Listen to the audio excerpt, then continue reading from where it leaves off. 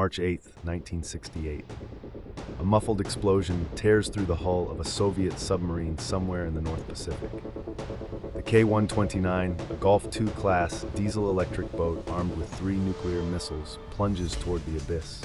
Water rushes in at crushing pressure.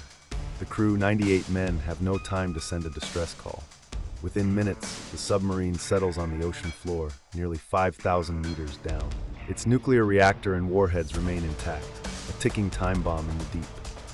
For weeks, Moscow hears nothing. The boat is simply gone. The silence is deafening. Then American listening posts detect the faint acoustic signature of an underwater explosion.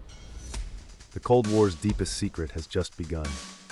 The K-129 was one of 22 Gulf-class submarines built to project Soviet nuclear power across the Pacific. Powered by diesel engines and electric motors, it carried 3 R-21 nuclear missiles in its sail and a nuclear-tipped torpedo in its bow. Its home port was Petropavlovsk-Kamchatsky, a remote base on the Kamchatka Peninsula. On February 28, 1968, the boat departed for a routine combat patrol under the command of Captain First Rank Vladimir Kobzar. The crew was experienced, the mission classified. They were to patrol an arc north of Hawaii, ready to launch if war broke out. No one expected that they would never return. The K-129 had a history of mechanical problems.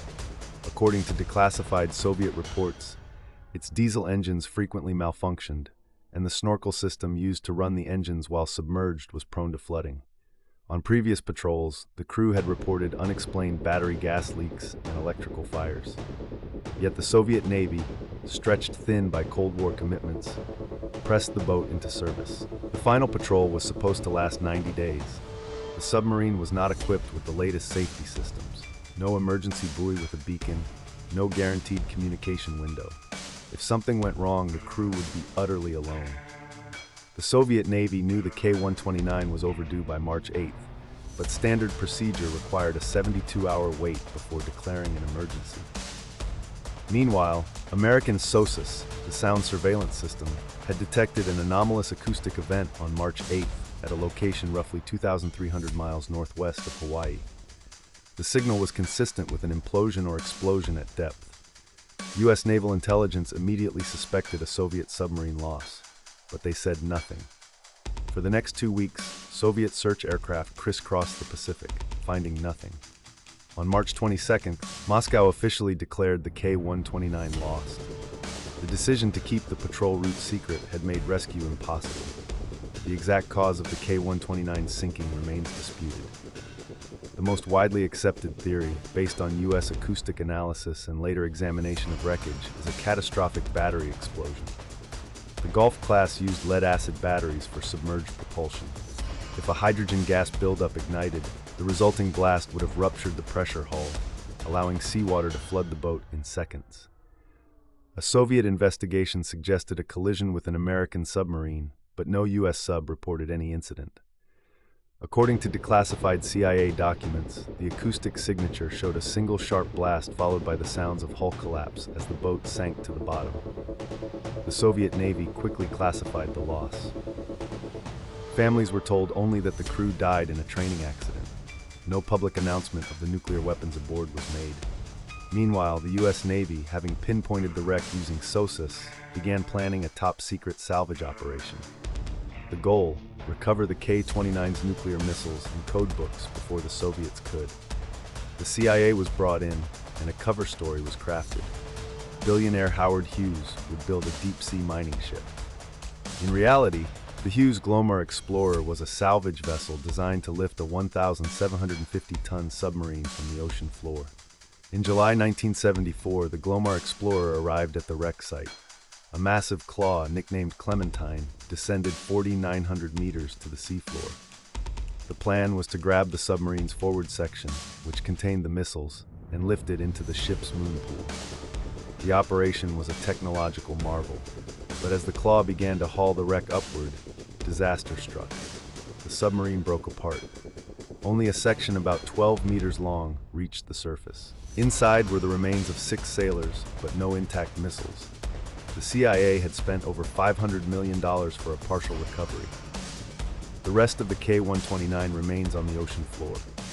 The human cost of the K-129 disaster extends beyond the 98 men who died. Their families lived for decades without knowing the truth. The Soviet government never officially acknowledged the nuclear risk. In 1992, after the Cold War ended, Russian President Boris Yeltsin released some documents, but the full story remains classified. The 6 sailors recovered by the CIA were given a proper burial at sea after a filmed ceremony, a detail kept secret until 1998. The United States still refuses to disclose the exact location of the wreck, citing national security. The K-129's reactor and warheads are still down there, corroding. The K-129 cover-up was nearly total. The Soviet Navy officially listed the cause as a collision with an unknown object, but never pursued salvage. The CIA's Project Azorian remained classified for decades. When the press uncovered the operation in 1975, the CIA refused to confirm or deny any details, giving rise to the phrase, "neither confirm nor deny." The US government later claimed that the recovered section contained no nuclear materials, but declassified documents suggest otherwise. The true extent of what was retrieved and what was lost is still debated. No one was ever punished for the disaster. The system itself was the culprit.